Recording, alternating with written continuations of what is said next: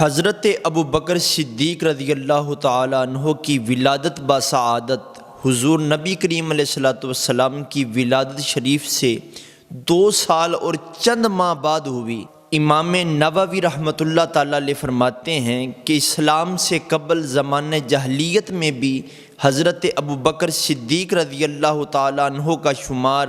رؤسائے قریش میں سے ہوتا تھا، اور قریش کے لوگ جو تھے وہ آپ رضی اللہ تعالی عنہ سے ہی مشورہ لیا کرتے تھے، اور حضرت صدیق اکبر رضی اللہ تعالی عنہ ان کے معاملات سے واقف اور ان کے سرکردہ تھے۔ لیکن جب آپ رضی اللہ تعالی عنہ دائرہ اسلام میں داخل ہوئے تو اسلام کے علاوہ کسی چیز سے کوئی وابستگی نہ رکھی، اور آپ نے ہر لحاظ سے باحسن و خوبی اسلام ہی کو اپنایا۔ حضور نبی کریم علیہ السلام نے ارشاد فرمایا کہ میں نے جب بھی کسی کو اسلام کی دعوت دی تو میں نے اس میں تذبذب و انکار پایا، لیکن جب اسلام کی دعوت حضرت ابو بکر صدیق رضی اللہ تعالی عنہ کو دی تو آپ نے بلا تردد و انکار اسلام کو قبول کر لیا۔ اور بہقی کا بیان ہے کہ آپ رضی اللہ تعالی عنہ کو تذبذب اس لیے نہیں ہوا کیونکہ آپ رضی اللہ تعالی عنہ نے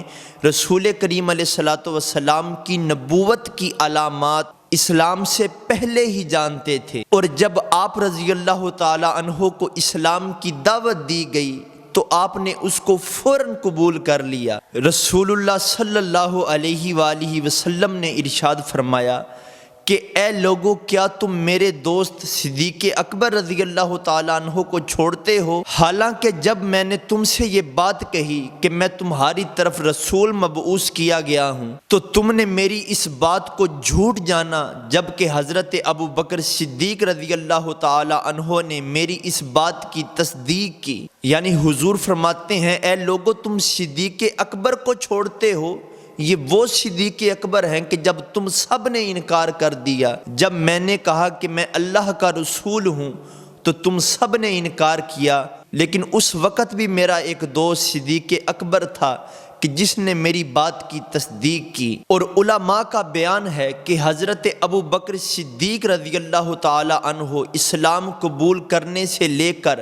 حضور کے وصال تک حضور سے کبھی دور نہیں رہے، نہ کسی سفر میں اور نہ ہی کسی حضر میں، صرف ان اوقات کے کہ جن کی آقا کریم علیہ السلام نے آپ کو اجازت دی تھی، مثلا جہاد کے لیے، حج کے لیے، اور آپ رضی اللہ تعالی عنہ نے تمام ہی غزوات میں نبی کریم علیہ السلام کی ہمراہی اختیار کی، اور اللہ عز و جل اور رسول اللہ صلی اللہ علیہ وآلہ وسلم کی رضا و محبت میں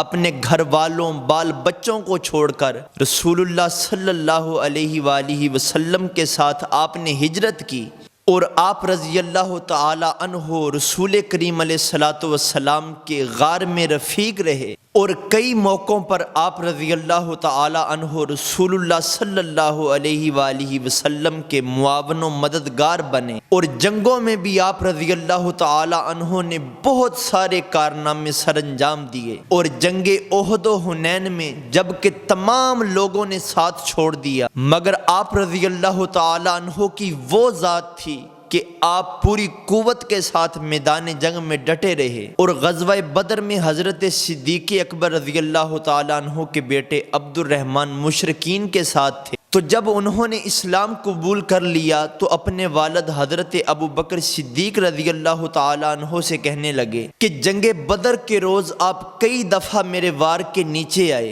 مگر میں نے آپ کو چھوڑ دیا، تو حضرت ابو بکر صدیق رضی اللہ تعالیٰ عنہ اپنے بیٹے سے کہنے لگے کہ کاش اس دن تم میری تلوار کے نیچے آ جاتے تو میں تم کو کبھی نہ چھوڑتا۔ تو اللہ تبارک و تعالی ہم کو حضرت صدیق اکبر رضی اللہ تعالی عنہ کی محبت عطا فرمائے۔ وما توفیقی الا باللہ۔